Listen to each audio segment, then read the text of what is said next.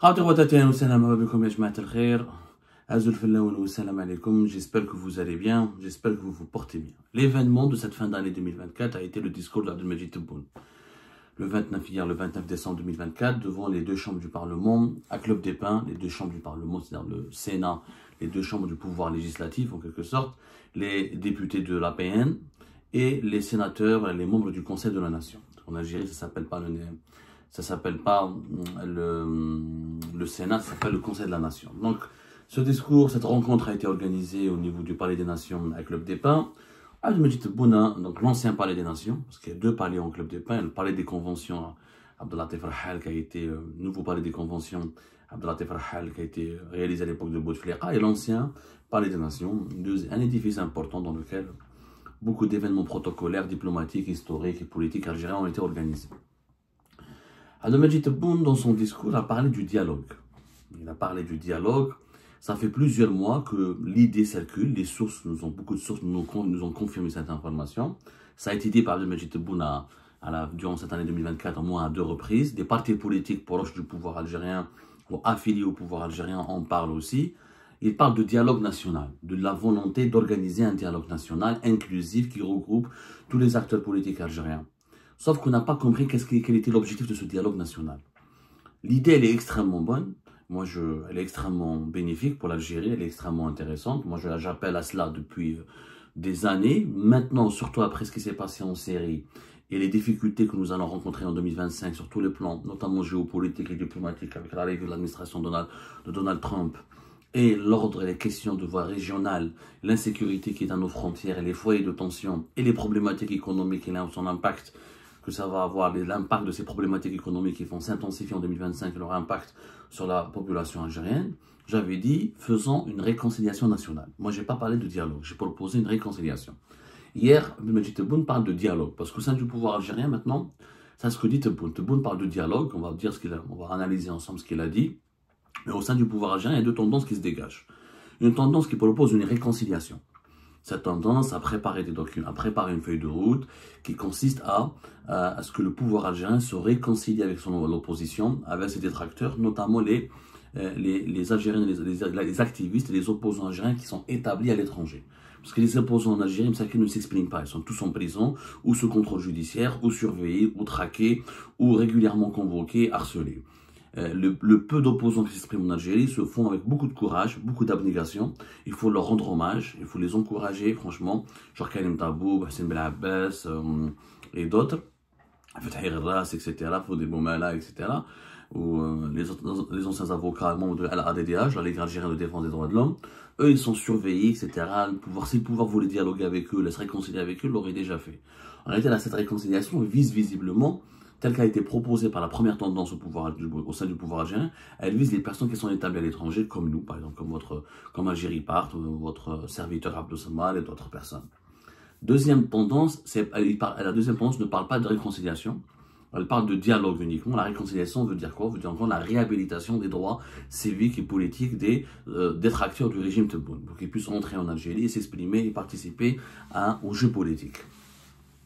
La deuxième tendance parle uniquement de dialogue. Son idée, c'est d'organiser une conférence nationale. Cette tendance propose une conférence nationale au cours de l'année 2025. 2 dates sont proposées, ou avant le 5 juillet 2025, ou avant la fin de l'année 2025, qui regrouperait tous les acteurs de la société civile, les acteurs politiques en Algérie, y compris des opposants condamnés ou là emprisonnés, etc., afin de lancer les bases de certaines discussions sur certains sujets politiques qui relèvent de la politique nationale et de la politique internationale de l'État algérien. Amener que les deux tendances qui se dégagent pour le moment au sein du régime algérien, aucune tendance ne prime sur l'autre, et aucune tendance ne s'est imposée au détriment de l'autre, il n'y a pas eu de feuille de route claire, nette et précise. La preuve que c'est pas clair, c'est pas précis. Abdelmajid Tebboune il a parlé, il a dit, Abdelmajid Tebboune a dit clairement, le dialogue exige le calme, loin du chahut et de la surenchère. Donc il est pour le dialogue, mais Abdelmajid Tebboune pose des conditions. C'est quoi le dialogue pour lui? C'est dans le calme, loin du chahut et de la surenchère. Moi, je partage tout à fait l'option de M. Tebboune, ce qu'il dit. D'ailleurs, je vais lui faire une proposition. Moi, personnellement, je suis prêt à rentrer en Algérie et de dialoguer avec lui. On va aller droit au but, parce que là, c'est pas clair. Quand Abdelmajid Tebboune dit, moi, je vais être très clair, je vais faire des propositions. claire, nette et précise. Pour que le pouvoir algérien, au moins, nous dévoile ses intentions. Le dialogue exige le calme. Pas de problème. Mais qui touche, qui viole le calme, qui cause problème, qui fait dans la perturbation? Ce sont les arrestations qui visent les opposants, les emprisonnements qui visent les opposants, les journalistes indépendants, les cyberactivistes, les anciens partisans du Hirak. Pas de liberté d'expression, pas de médias libres, pas de justice indépendante, politisation des affaires judiciaires. C'est ça qui fait rompre le calme. C'est ça qui menace le calme dans notre pays. Puisqu'on veut le calme, ok, libérer Karim Tabou de son contrôle judiciaire, libérer Mohsen Ben Abbas de son contrôle judiciaire, laisser, comme l'ancien Hamas, Moukari Abdelazar Moukari, il a été libéré de l'ISTN, etc. Ils l'ont menacé, etc. Qui s'est retiré de la course pour le présidentiel de 2024, ils l'ont laissé partir, ils l'ont laissé voyager. Donc, quand ils veulent dialoguer, eux ils dialoguent, mais leur dialogue, j'ai l'impression, l'objectif c'est d'obtenir l'adhésion des opposants à leur projet, leur soumission même. Quand Karim Tabou, contrairement à Mohsen Ben Abbas et Fethi Gharras, par exemple, deux personnalités politiques importantes pour l'opposition algérienne et qui pèsent, ils pèsent du point de vue, ils mobilisent des gens, ils ont eu des partis politiques, le LCD pour Mohsen Ben Abbas, le MDS pour Fethi Gharras. Karim Tabou voulait pas fonder un parti politique. C'est des figures populaires qui sont suivies sur les réseaux sociaux, qui ont leurs fans, ils ont leurs détracteurs aussi, ils ont leurs adversaires aussi, mais ils ont leurs fans, ils ont leurs abonnés, ils ont leurs partisans, etc. Alors pourquoi ce qui a été fait avec la différence de traitement? Abdelazar Moukari, il a pu voyager, il a été interdit pendant plusieurs mois à la fin de l'année 2023 jusqu'à une bonne partie de l'année 2024. Et juste avant les élections présidentielles, quand il s'est retiré, il a dit que je ne me mêle plus, je ne vais pas m'opposer ouvertement au deuxième mandat de Tebboune. Khlas, on l'a libéré. Mais les Khanen, ils n'ont pas voulu se soumettre, on ne les a pas libérés. Je parle de ces trois exemples, il y en a tellement, les Fodel Boumela, les Bouchechi, les avocats. Je veux pas faire de liste. J'aurais pas aimé citer des noms, mais je cite quelques noms comme ça célèbres, il y a d'autres figures moins célèbres, mais tout aussi respectables et tout aussi crédibles, qui subissent les harcèlements, les contrôles judiciaires, les emprisonnements, les convocations permanentes, et on ne les laisse pas respirer. Donc, effectivement, le dialogue exige le calme, qu'on puisse respirer. Dans ce cas-là, il faut arrêter la répression. La première condition du dialogue, celui qui doit instaurer le calme, c'est le pouvoir. C'est toi, M. Tebboune. C'est vous, M. Tebboune. C'est toi, Ahmed Tebboune. C'est toi, Ahmed Tebboune. C'est le calme. Le calme, c'est quoi? C'est d'arrêter d'incarcérer les gens, d'arrêter de les condamner, de les surveiller. Pour ceux qui vivent, qui sont établis sur le territoire national. Quant à nous, par exemple, les détracteurs. Moi, je ne suis pas un opposant, je suis un journaliste indépendant, mais qui se retrouve contraint de faire de l'opposition parce que je ne peux pas exprimer dans mon pays, parce que j'étais forcé de m'exiler, et parce qu'on ne veut pas que je fasse du journalisme indépendant dans mon pays. Donc, je suis devenu par la force des choses opposant, alors que moi je veux être journaliste indépendant. J'ai des propositions, j'ai un projet politique, j'ai un projet au-delà du journalisme, j'ai des convictions politiques, j'ai une vision de l'avenir de mon pays, je travaille sur certaines solutions que j'ai envie de proposer à mon pays. Et si je ne peux pas revenir en Algérie, si je suis toujours condamné à mort, si ma famille est prise en otage, si j'ai 50 000 affaires, garde des condamnations arbitraires, garde des procès expéditifs, ben je peux pas dialoguer. Pour qu'il y ait un dialogue, il faut qu'il y ait un respect mutuel, il faut qu'il y ait de l'écoute, il faut qu'il y ait une atmosphère propice au dialogue. Propice au dialogue, ça veut dire quoi? Ça veut dire qu'on puisse se rencontrer, se parler, et que je ne subis pas de représailles lorsque je vais dialoguer, lorsque je vais proposer mes solutions, lorsque je vais donner mes critiques. Moi, je vais subir des critiques de la part du pouvoir, mais le pouvoir doit aussi accepter de subir des critiques de ma part. Donc, le chahut, la surenchère, qui fait de la surenchère?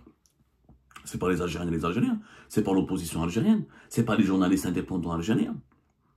Ils font pas de surenchère. Ils expriment leurs opinions.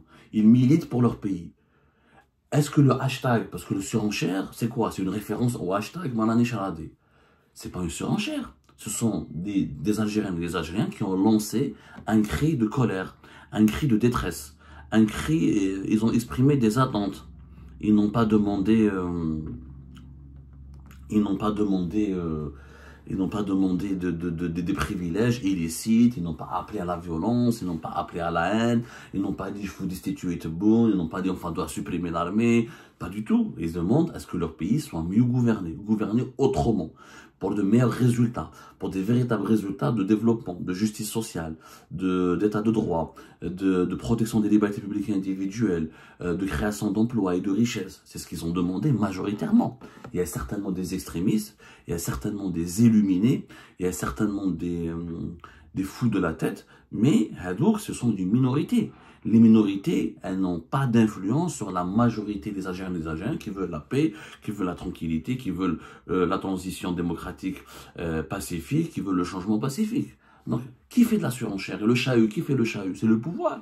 Contre la PS, contre les médias publics, les médias étatiques, les appareils de propagande de l'État attaquent les opposants algériens, violent leur vie privée, ils se battent avec, ils les accusent de rouler pour le Maroc, pour la France, pour Israël. C'est ça le chahut, c'est ça la surenchère. Elle est à la PS, elle est à Algérie 24 News, elle est Nahar, Chourour, elle est les réseaux sociaux, entre les pages Facebook et les communautés qui sont proches du pouvoir algérien. Elle n'est pas du côté de l'opposition. L'opposition algérienne ne fait pas de chahut.